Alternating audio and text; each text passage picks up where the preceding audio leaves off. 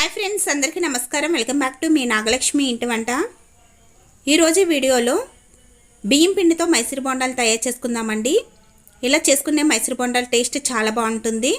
మైదా పిండితో తయారు చేసిన మైసూర్ బొండాలు తినేటప్పుడు సాగుతూ లోపల పిండి ముద్దలా ఉండిపోతుంది కదా. మరి ఈ విధంగా బియ్యం పిండితో తయారు చేసుకునే మైసూర్ బొండాలకు అలా ఉండదండి. లోపల గుల్లగా వస్తూ టేస్ట్ అయితే చాలా బాగుంటుంది.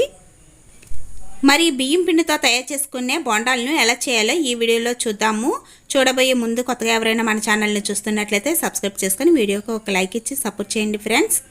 ముందుగా పిండిని అయితే కలుపుకుందాము. దానికోసం ఒక మిక్సింగ్ బౌల్ తీసుకొని అందులో పెరుగును నీళ్లు పోయకుండా మజ్జిగలా చేసుకొని వేసుకోవాలి. అసలు నీళ్లు వేయకుండా అచ్చం పెరుగుతోనే పిండిని కలుపుకోవాలి. ఇలా పెరుగు వేసుకున్న తర్వాత అందులో ఒక కప్పు పొడి బియ్యం పిండి వేసుకోవాలండి. తడి బియ్యం కాకుండా పొడి బియ్యం పిండి మాత్రమే వేసుకోవాలి. ఇలా ఒక కప్పు పొడి బియ్యం పిండి వేసుకున్న తర్వాత అందులో 2 టేబుల్ స్పూన్ వరకు మైదా పిండి వేసుకోవాలి. మైదా పిండి ప్లేస్లో మీరు గోధుమ పిండి అయినా తీసుకోవచ్చండి. ఇలా పిండి వేసుకున్న తర్వాత విస్కర్తో పిండిని బాగా కలుపుకోవాలి.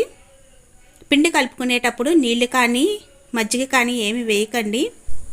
అచ్చం పెరుగుతోనే కలుపుకోవాలి. అలా పెరుగుతో కలుపుకున్న మైసూర్ బొండాల టేస్ట్ చాలా బాగుంటుంది. మరి పుల్లగా ఉన్న పెరుగును కాకుండా నార్మల్గా ఉన్న పెరుగును వేసుకొని కలుపుకోండి. ఇలా కలుపుకున్న తర్వాత కన్సిస్టెన్సీ చూసారా, ఈ విధంగా ఉండాలి. మరీ లూజ్గా ఉన్నట్లయితే ఇంకొంచెం పొడి బియ్యం పిండి వేసుకొని కలుపుకోండి. పిండిని మరీ లూజుగా కలుపుకుంటే ఆయిల్ ఎక్కువ పీల్చేస్తుందండి. చూడండి, ఇక్కడ వీడియోలో చూపిస్తున్న విధంగా పిండిని ఈ విధంగా కలుపుకోవాలి. చేతితో పిండిని తీసుకుంటే ముద్దలా అవ్వాలండి. అలా కలుపుకుంటే సరిపోతుంది. ఇలా కలుపుకున్న తర్వాత మనకు ఈ పిండిని 6-7 అవర్స్ వరకు పులివి పెట్టుకోవాలి.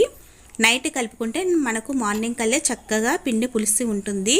చూసారా, పిండి చక్కగా పులిసిందండి. ఇందులో బేకింగ్ పౌడర్ కానీ ఏమీ వేయకుండానే మనం అచ్చం పెరుగుతో కలుపుకున్నాం కాబట్టి పిండి కూడా బాగా పులుస్తుంది. బేకింగ్ పౌడర్ వేసుకోకుండా అయినా మనం ఈ మైసూర్ బొండాలని వేసుకోవచ్చు. ఇలా పిండి పులిసిన తర్వాత పిండిని మూత తీసి బాగా కలుపుకోవాలి. 8 అవర్స్ నానిన తర్వాత పిండిని చూపిస్తున్నానండి. పిండి అయితే చాలా చక్కగా నానింది. అందులోనే రుచికి తగినంత ఉప్పు వేసుకోవాలి. అలాగే కొంచెం వంట సోడాను వేసుకున్నాను. ఇలా వేసుకున్న తర్వాత పిండిని బాగా కలుపుకోవాలి. ఇలా కలుపుకున్న తర్వాత అందులో సన్నగా తరిగి పెట్టుకున్న ఉల్లిపాయ ముక్కలను ఇలా చేతితో బాగా నలుపుకుంటూ వేసుకోవాలి. అలాగే సన్నగా తరిగి పెట్టుకున్న పచ్చిమిర్చి ముక్కలు, అలాగే జీలకర్ర, కొత్తిమీరను కూడా వేసుకోవాలండి. ఇలా కొత్తిమీర కూడా వేసుకున్న తర్వాత గరిటెతో పిండిని బాగా కలుపుకోవాలి. ఇలా కలుపుకున్న తర్వాత వెంటనే వేసేసుకోవచ్చండి.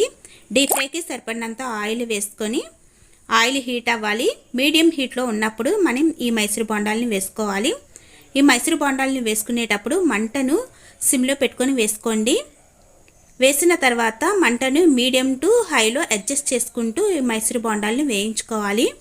మనం ఈ మైసూర్ బొండాలను వేయించడంలోనే వీటి టేస్ట్ అంతా ఉంటుందండి. మరి హైలో పెట్టేసి వేయించేస్తే లోపల వేగకుండా పిండి ముద్దలా ఉండిపోతుంది. అందుకని పిండిని ఆయిల్లో వేసేటప్పుడు మంటను సిమ్లో పెట్టుకొని వేసుకోవాలి. మొత్తం వేసిన తర్వాత మంటను మీడియం టు హైలో అడ్జస్ట్ చేసుకుంటూ ఈ మైసూర్ బొండాలను అటు ఇటు టర్న్ చేసుకుంటూ వేయించుకోవాలి. ఇలా వేయించిన మైసూర్ బొండాలను గిన్నెలోకి తీసుకోవాలి. చూడండి, చాలా చక్కగా వేగుతూ టేస్ట్ అయితే చాలా బాగుంటుంది. మనం బయట తినే మైసూర్ బొండాలు సాగుతూ లోపల పిండి ముద్దలా ఉండిపోతుంది కదా, అది పక్కకి తీసేసి తింటూ ఉంటాను నేనైతే.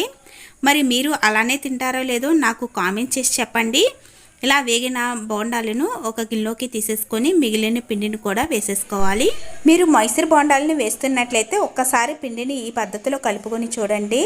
టేస్ట్ అయితే చాలా బాగుంటుంది. ఒకసారి టేస్ట్ చేసిన తర్వాత మళ్ళీ ఈ ప్రాసెస్లోనే పిండిని కలుపుకుంటారు.